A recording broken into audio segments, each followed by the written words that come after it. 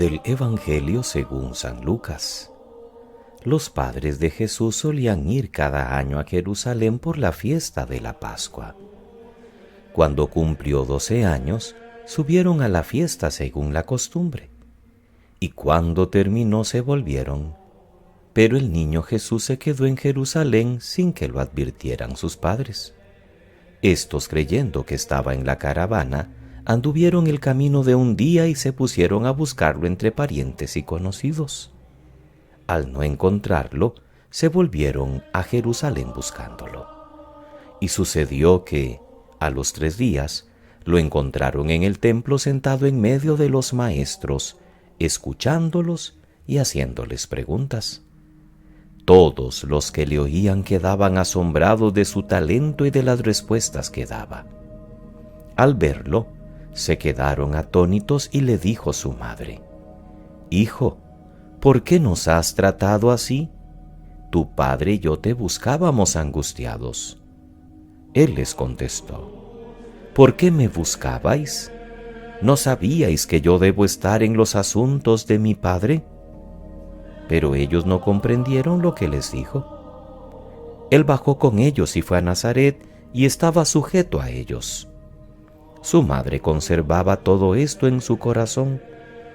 Y Jesús iba creciendo en sabiduría, en estatura y en gracia ante Dios y ante los hombres. Palabra del Señor. Gloria a ti, Señor Jesús. Es domingo 26 de diciembre, queridos hermanos.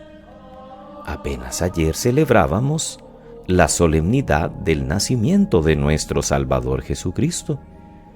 Y este año, ya de inmediato, la fiesta de la Sagrada Familia en este primer domingo dentro de la octava de la Navidad. La de hoy es una fiesta reciente, que tendrá poco más de un siglo de existencia y que fue establecida por el Papa León XIII para dar a las familias cristianas un modelo entrañable y evangélico. Poco sabemos de la infancia de Jesús, pero sí sabemos que quiso nacer y vivir en una familia y experimentar nuestra existencia humana. Por añadidura, una familia pobre, trabajadora, que tendría muchos momentos de paz y serenidad, pero que supo también de estrecheces económicas, de emigración, de persecución e inclusive de muerte. Y la oración colecta de la misa de este día expresa muy bien la finalidad de esta celebración. Afirma que la familia de Nazaret es un maravilloso ejemplo a los ojos de tu pueblo, para que imitando sus virtudes domésticas y su unión en el amor, podamos llegar a gozar de los premios eternos en el lugar del cielo. Si la rezáramos en latín, la oración nos resultaría hasta más amena, porque en latín se dice in laetitia domus tue, en la alegría de tu casa, gozar de la alegría de tu casa. Y las lecturas de esta celebración en honor a la Sagrada Familia varían año con año. Este año, por estar en el ciclo C, por supuesto que nos acompaña Lucas, pero también el libro del Eclesiástico y la carta de Pablo a los Colosenses. El libro del Eclesiástico en la primera lectura es uno de los últimos libros sapienciales del Antiguo Testamento. Se le llama también Sirácida, porque lo escribió Jesús, hijo de Sirá, o Ben Sirá, unos 200 años antes de Cristo. Y el pasaje que leemos hoy habla de las relaciones entre hijos y padres. El que honra a sus padres, dice el sabio, recibirá una serie de beneficios. Expía sus pecados, acumula tesoros, se llena de alegría y cuando ora es escuchado por Dios. Además añade un toque de realismo. Un buen hijo no abandona a sus padres tampoco cuando se hacen viejos y aunque flaquee su mente. En la segunda lectura tenemos un trozo de la carta que escribe Pablo a la comunidad de Colosas, la actual Turquía, donde presenta un programa ideal de vida comunitaria. Pablo les recuerda que su uniforme, es decir, el vestido que les distingue de los demás, debe ser la misericordia, la bondad, la humildad, la dulzura, la comprensión, el amor, la capacidad de perdón. Todo un proyecto de vida, especialmente para nuestras familias hoy en día. Los cristianos debemos permanecer en la acción de gracias, por supuesto que aludiendo a la Eucaristía, y dando primacía a la palabra y orando con cantos y salmos e himnos. El texto de Lucas nos cuenta la primera visita de Jesús con su familia al templo de Jerusalén cuando tenía cerca de 12 años. El mismo templo en el que años después será tantas veces protagonista. El niño se pierde, digámoslo así, voluntariamente entre los doctores, provocando la angustia de los padres. En su diálogo con ellos, se ve que María y José no entienden el lenguaje que Jesús emplea para explicar por qué lo ha hecho. Como dice el Catecismo, en el numeral 534, Jesús en esta escena deja entrever el misterio de su consagración total a una misión derivada por ser hijo de Dios.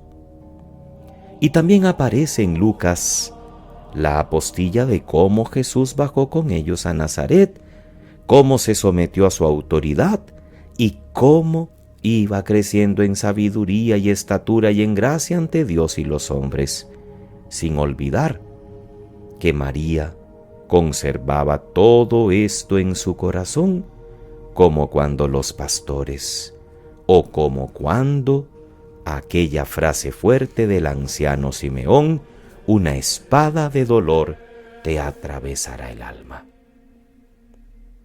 La familia de Nazaret, a la que siempre nos deberíamos acercar con un respeto infinito, porque está sumergida toda ella en el misterio de Dios, aparece como un modelo amable de muchas virtudes que hoy deberíamos pedir a Dios para nuestras propias familias. La mutua acogida, la comunión perfecta, la fe en Dios, la fortaleza ante las dificultades, además del cumplimiento de las leyes sociales y de la voluntad de Dios. El programa que aparece en los textos de esta fiesta vale para todas las familias, pero también para comunidades religiosas, para la vida en una comunidad parroquial, para la humanidad entera.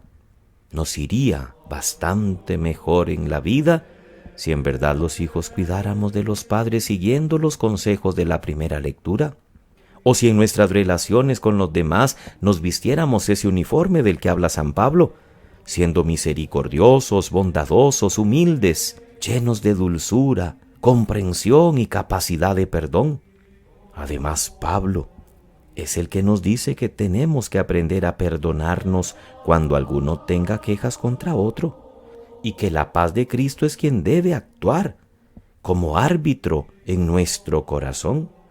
Nuestras familias hoy están siendo muy atacadas por el enemigo, que sabe perfectamente que la familia como iglesia doméstica es también semillero de vocaciones. Una familia dividida es un seminario menos. Una familia dividida es un poquito de evangelio menos que se predica cada día. Por eso el maligno sabe por dónde atacarnos y que ese ataque pareciera sea efectivo. Y conste que he dicho pareciera, porque la última palabra siempre la va a tener nuestro Señor. Por eso en medio de persecuciones y dificultades y de tantos momentos oscuros que hoy viven nuestras familias, nuestra confianza tiene que seguir puesta únicamente en el Señor. ¿Cómo sería nuestra vida si lo lográramos? Si tuviéramos esa capacidad de silencio y de entrega y de sacrificio y de estar en segundo lugar que tenía José. Si nuestras madres tuvieran esa disponibilidad, ese ser esclavas del Señor como María, ese silencio que también es importante en la Santísima Virgen y guardar todas las cosas en su corazón. Y ni hablar de los hijos. Si fuéramos un poquitito como este Hijo Jesús de Nazaret, que amó y respetó no solo a María, sino que amó y respetó y honró a José como verdadero padre, aun cuando hoy, a los 12 años, él tiene clarísimo que su padre es Dios. Pero el Evangelio dice que bajó con ellos y se sometió a su autoridad. ¿Qué falta nos hace la familia de Nazaret en nuestras casas? Ojalá tuviéramos en todos nuestros hogares una imagencita de la Sagrada Familia allí en el altarcito que muchas veces hemos recomendado.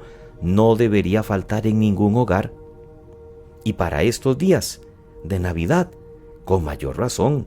Es cierto que en el portalito lo encontramos, pero hoy hay imágenes hermosas de la Sagrada Familia que prácticamente están en un solo bulto, así se llama la imagen, y que podría perfectamente no quitar mucho espacio. Una vez que quitamos el portal, esa imagen podría estar en el centro de nuestra casa, en ese altarcito, para recordarnos ser como José, como María, por supuesto, como Jesús. Una familia sin fe es una familia sin esperanza, una familia sin amor, una familia destinada al fracaso. Y hoy es lo que más está haciendo falta a nuestras familias. La fe que se transmite con la vida, la fe que se transmite con las devociones que hemos aprendido de abuelos y de padres mismos, pero que hoy han empezado a quedar en un segundo plano. La fe que hace que los padres se desprendan de los hijos y se sientan orgullosos de que Dios ponga su mirada en alguno de los miembros de su casa. La fe que hace que los mismos padres comprendan que su vocación al servicio no es solo dentro del hogar, es en la gran familia de la Iglesia.